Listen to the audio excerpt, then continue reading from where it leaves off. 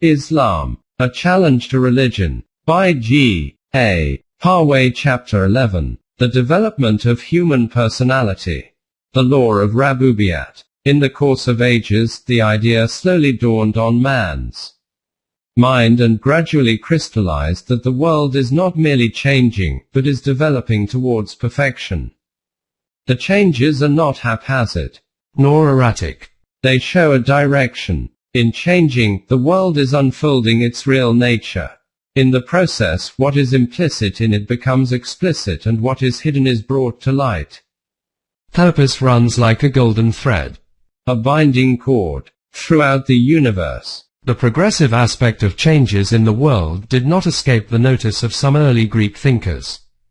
The Greeks were an unusually gifted people, and their fertile imagination, unhampered by tradition and custom, explored the realms of mind and matter.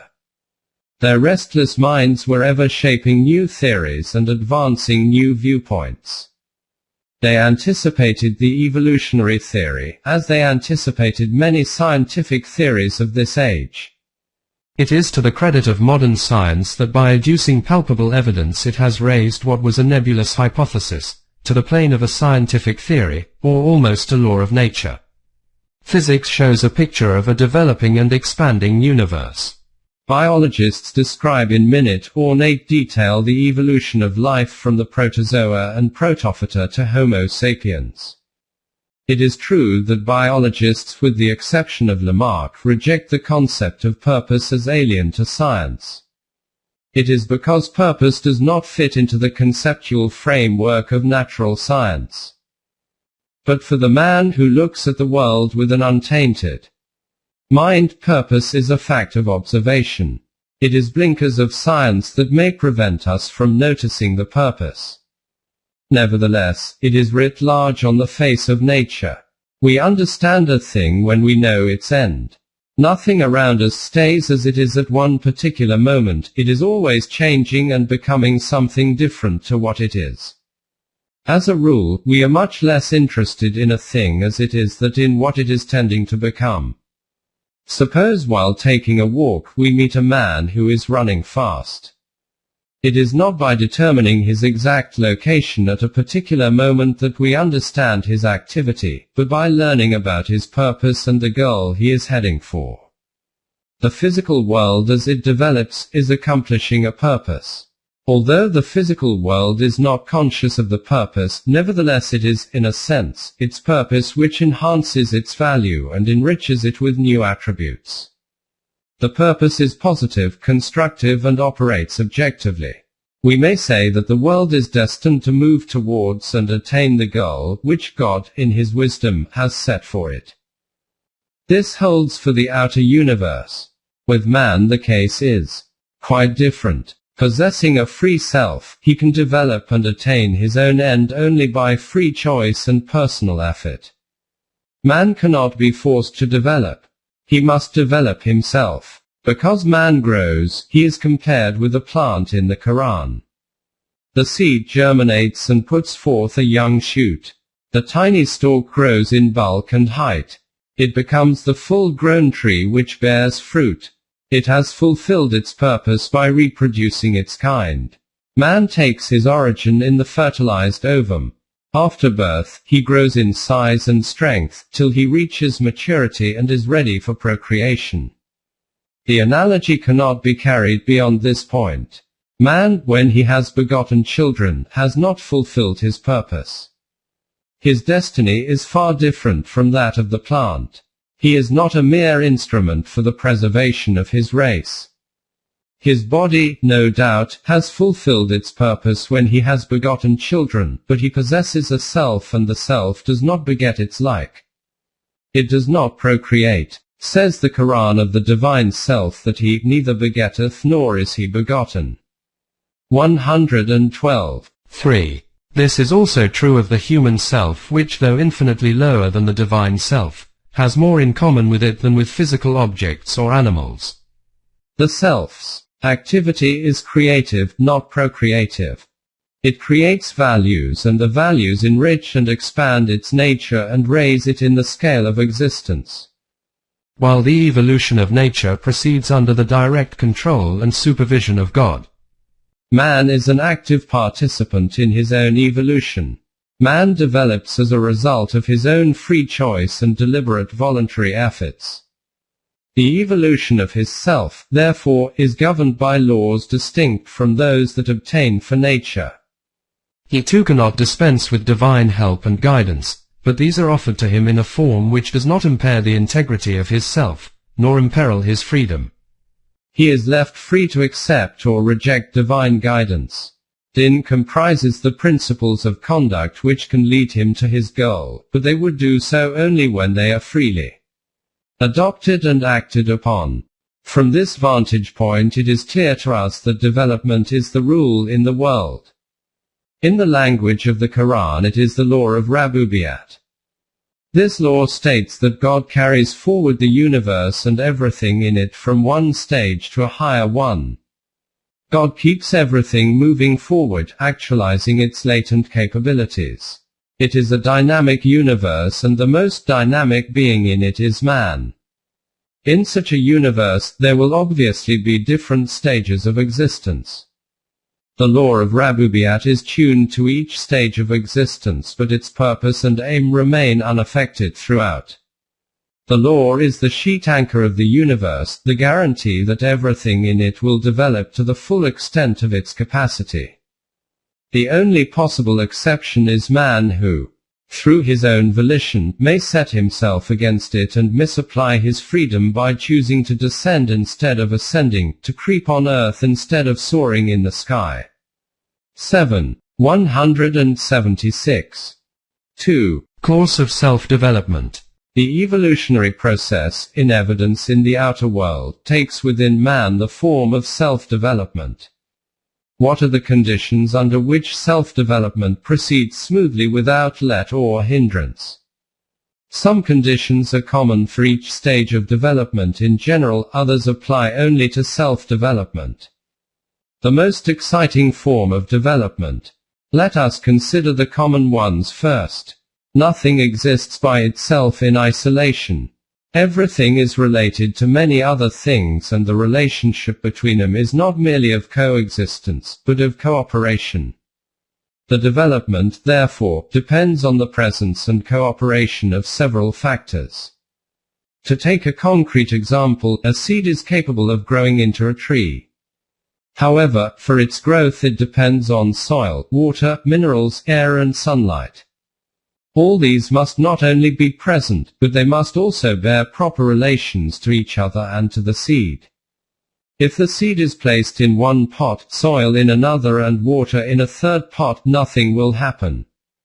But if the seed is related to these things in such a way that they interact on each other, the seed will soon sprout and burgeon.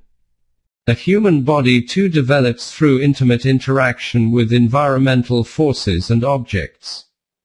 All things in the world are interdependent. They need each other and help each other. This is still more true of the self of man. The self can develop only in a social environment, through interaction with other free selves. It needs a society in which there is internal harmony and concord. It burgeons in the context of friendly relations with kindred beings. Their sympathy and cooperation are essential to its growth. The sense of participation in social activities directed to a noble end adds a new dimension to the self. Self-realization is possible for man only in society, a society which is based on justice and respect for human personality, a society which is dedicated to the acquisition of higher values. The society which favors the growth of the self, is that in which every man gladly helps others and gratefully receives help from them. In a society torn by dissension, the demands of the physical self become imperative. In such a society, every man will be thinking of himself and his personal interests. His mind will be engrossed with the problem of protecting his life, property and children from other men. Biological motives will dominate the mind and the urge for a higher life will be relegated to the background. In a society of this kind, the pursuit of the good is not possible. Man needs a society in which all the members are bound to each other by ties of friendship and animated by the spirit of comradeship. Belief in these values is the first commitment of belief in God. The Quran exhorts man to build up a society in which men are united by such an in God for the purpose of collating a society which is not wrought up by internal tensions. And hold fast by the cord of God, all of you, and be not divided, but remember the favor of God towards you, when you were enemies, and he united your hearts so that you became, by his favor, as brothers. 3. 102. The society so cultivated and congenial is the Ummah of the Quran. This is how he has raised an Ummah community from among you. 2. 143. This is the reason for the Quran's emphasis on corporate life and for its disapproval of monasticism. Goethe once remarked that character is formed not in solitude, but in the hurly-burly of life. The self shrinks and contracts in solitude, while it grows and expands through active and continuous participation in group activities. A harmonious, well-knit and integrated personality can take shape only in a balanced and concordant society. The human mind is the arena of conflicting desires.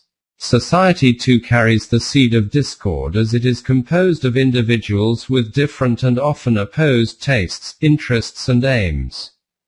In society, the resulting conflicts should not be resolved by suppressing one party and giving free rein to the other. The true solution lies in mutual adjustment, in reconciling one to the other, and in discovering an activity or a way of life which affords reasonable satisfaction to rivals. Balance and proportion should characterize personality as well as society. How can human personality acquire proportion? The answer is that it can do so only by taking as its model the divine attributes, Asma al-Husna. Beautiful names. The divine attributes, severally, represent the highest degree of each intrinsically valuable quality, and they collectively reflect proportion of the highest order. If we bear in mind that proportion is an essential condition of beauty, and some might go so far as to say that proportion itself is beauty, it will be clear to us why the term Husna is applied to these attributes. These are beautiful because each bears the right proportion to others, so as to form a well-balanced whole. Husn, however, must be taken in a wider sense. It denotes not only physical beauty but moral beauty as well. Proportion is the only antidote to the poison of discord and conflict in the self as well as in society. There is at least one marked distinction in the way of development of the self from that of the body. The body grows by taking and assimilating nutrient substances from the environment. The more nourishment it gets, the better is its growth. Paradoxically, the self grows not by receiving but by giving.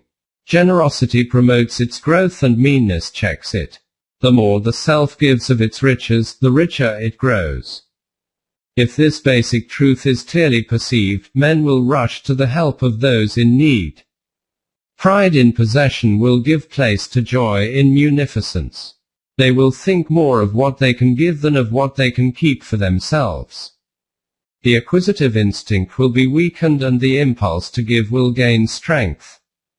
The Quran extols men who put the interests of others above their own.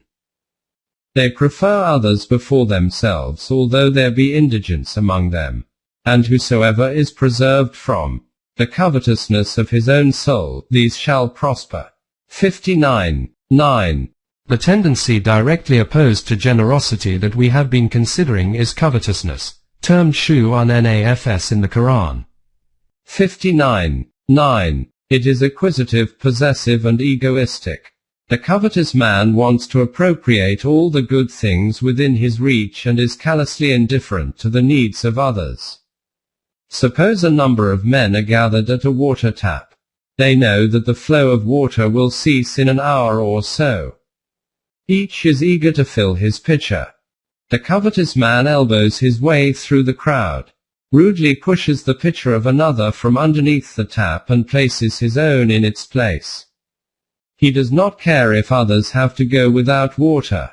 All he cares for is to have a plentiful supply of water for himself. Covetousness deadens the human self, and the Quran admonishes us to be on our guard against this insidious disease of the self. It exhorts us to help all men, and not only our kith and kin. The Quran is objective and universal in its outlook. It seeks the welfare of all humanity and not only of a particular sect or community. According to the Quran, only that endures which benefits man whoever he may be and to whatever country, nation or group he may belong. We would do well to reflect on the verse quoted below. He sends down water from heaven, and the brooks flow according to their respective measure, and the flood bears along a swelling foam. And from the metals which they smelt in fire seeking to cast ornaments and necessaries, arises a scum like it. Thus Allah coineth the similitude of the true and the false. As to the foam, it goes off as refuse, and as to what is profitable to mankind, it remains on the earth. Thus God strikes out parables. 13. 17. The proposition, only that survives which is for the benefit of all mankind together with its corollary, only those survive who benefit all mankind, are the fundamental principles of self-development. The law is not the survival of the fittest, but the survival of the most munificent. In other words, according to the standard laid down by the Quran, only the most munificent is the fittest to survive. Those who have imbibed the true spirit of the Quran will eschew selfishness and will dedicate themselves to the service of humanity. They are the real Muslims. Nationalism and colonialism have been dominant forces in the West during the last 2 or 3 centuries. Both generate narrow-mindedness and a parochial attitude. The European thought only of his own nation or empire. Even in the West, however, some thinkers have exhorted the compatriots to work for the good of all mankind. We quote an eloquent passage from Rashtal's book on ethics. It may be urged that the ideal is that I should be producing something for another and find my good in doing so, while he is working in turn for my good, and finds his good in doing so. An eloquent defense of this view is to be found in Robert Briffault's Making of Humanity. The peculiar means and conditions of human development necessitate that development shall take place not by way of individuals, but by way of the entire human race. That the grade of development of each individual is the resultant of that ecumenical development. p. 260. He says further, the making of humanity, that is the burden of man's evolution. And that is the solid, somewhat hard fact, of which that moral law is the vaguely conscious expression. It is not throbbing impulse of altruism, no inspiration of generosity for its own sake, but a heavy weight of necessity laid upon man's development by the unbending conditions that govern it. Page 261. On another place, he has elaborated the point. In the natural scale, that action is good which contributes to the process of human development, that act is evil which tends to impede, retard, oppose that process. That individual life is well deserving which is in the direct line of that evolution, that is futile which lies outside the course of its advance. That is condemned which endeavors to oppose the current. That is the natural, the absolute and actual standard of moral values. Nature does not value the most saintly and charitable life which brings no contribution to human growth, as much as a single act which permanently promotes the evolution of the race. The only measure of worth of which nature takes any account by perpetuating it is the contribution offered towards the building tip of a higher humanity. p. 352. The real interests of the individual are not detached from but are interwoven with those of mankind. They are not antithetical to but are identical with each other. Man, therefore, realizes himself by furthering the interest of mankind. This is the truth which the Quran proclaims. It regards all mankind as one community. 10.19. It does not recognize the distinctions of caste, race, creed or color. Mankind is one whole, a single, though complex, entity for it. Your creation and your raising are but as those of single self. 31.28. The Quran speaks of Kaaba, the center of the Muslim world, as an establishment for the entire mankind.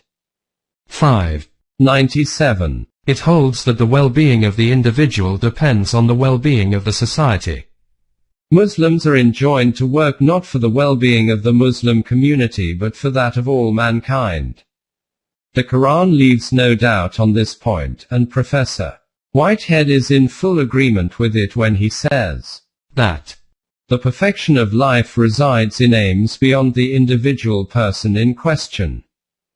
Mason says, man, in his individual capacity, self-develops his personality as he satisfies his desires, and his self-conscious interpretations of his subconscious knowledge of his origin in pure spirit may influence his activities. But, racially, man ought to engage only in such activities as tend to extend creative freedom to the utmost through the self-creativeness of all personalities to their uttermost limits. Man may turn from this second movement while holding to the first. Man, therefore, may be moral individually and immoral racially. The highest personalities unite the two moralities.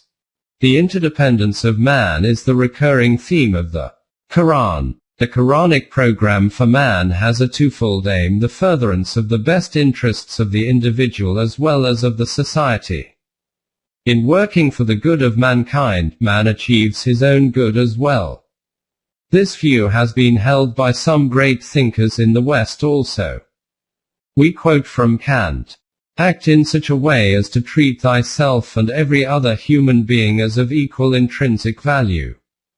Behave as a member of a society in which each regards the good of the other as of equal value with his own, and is so treated by the rest, in which each is both end and means, in which each realizes his own good in promoting that of others." The Quran goes a step further and declares that the believers prefer others to themselves although there is indigence among them. 59.9. Julian Huxley, a great scientist who holds no brief for religion, writes to the same effect. I believe that the whole duty of man can be summed up in the words, more life for your neighbor as for yourself. And I believe that man, though not without perplexity, effort and pain, can fulfill this duty and gradually achieve his destiny. A religion which takes this as its central core and interprets it with wide vision, both of the possibilities open to man and of the limitations in which he is confined, will be a true religion, because it is conterminous with life. It will encourage the growth of life, and will itself grow with that growth. I believe in the religion of life. Julian Huxley, of course, does not believe that man needs the help of divine revelation. He holds fast to the view that reason alone can enable man to grasp the true relationship between himself and mankind. Here, he is oversimplifying the problem. He fails to see that mere intellectual apprehension of a truth is not enough, that it does not guarantee that we will always follow the hard path he has suggested. Reason may lead us to the lofty peak which gives a wider vision of life, but revelation gives us the strength to stay there and order our life in accordance with that vision.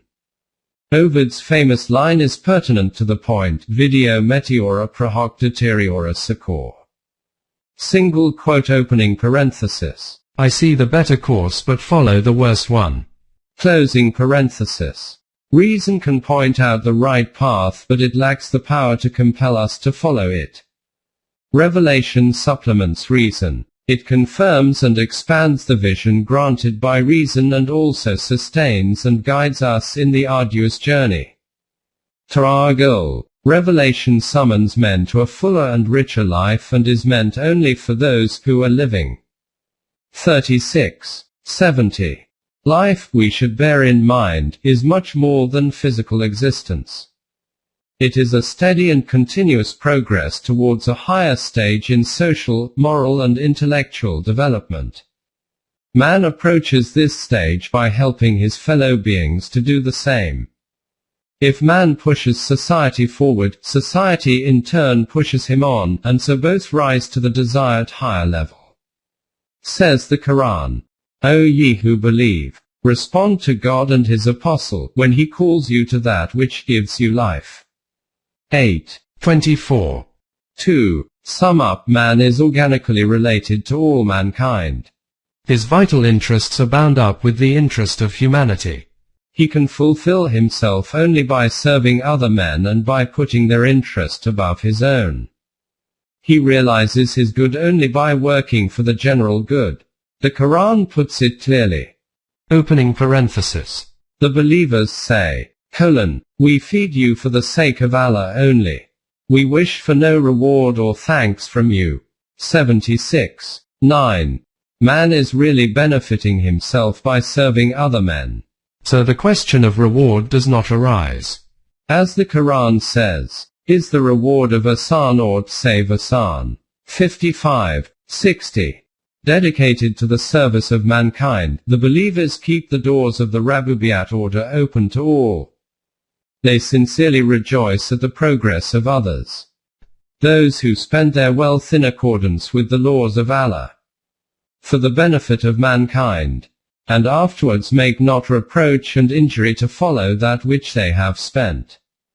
Their reward is with their Rabb, and there shall no fear come upon them, neither shall they grieve. 262. They are happy in serving others, seeking neither wealth nor fame.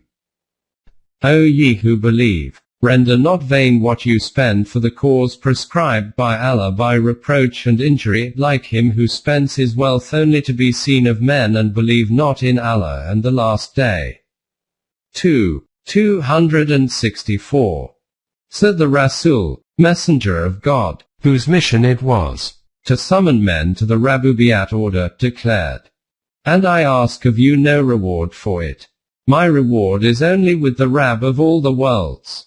26. 109. We must now face the crucial question, whether it is really possible for man to sacrifice his interests for the sake of the general good. No doubt, man is endowed with altruistic as well as egoistic impulses. But the egoistic impulse which impels man to appropriate all good things for himself, is far more powerful than the social impulse. Moreover, worldly wisdom too lends its support to the egoistic impulse. Few can resist the powerful appeal of immediate personal gain. Mysticism seeks to strengthen the altruistic motive by inculcating into man ideas such as that the body is utterly worthless, that all sensual pleasures are sinful, and that the world is shot through with evil. It is believed that if man is fully convinced that the body is an obstacle to his spiritual progress, he would cease to care for things that minister to its needs. The Quran, however, does not approve of this kind of otherworldliness. It treats the body and the world with the respect due to them. It tells us that there is nothing sinful in possessing worldly goods and in gratifying bodily needs. It fully recognizes the fact that it is possible to have value experienced through the body. Beautiful for mankind is love of the joys that come from women and children, and stored up treasures of gold and silver, and horses branded with their mark, and cattle and land, that is comfort of the life of the world. Allah, with him is a more excellent abode. 3:13. The Quran encourages man to enjoy the good things of the world. Say, who hath forbidden the adornment of Allah which he hath brought forth for his servants, and the good things of his providing. Opening parenthesis. 7:32. Mysticism pleads for the suppression of the egoistic impulse which would leave the field open to the altruistic impulse. The Quran is opposed to this view and asks us to do justice to the physical self as well as the real self. How can the interests of these two selves be reconciled, and how can man have the best of both the worlds? This question is discussed in the next chapter. References. 1. H. Rashdal, The Theory of Good and Evil, Volume 2, page 77. 2. A. N. Whitehead, Adventures of Ideas, page 373. 3. J. W. T. Mason, Creative Freedom, page 226.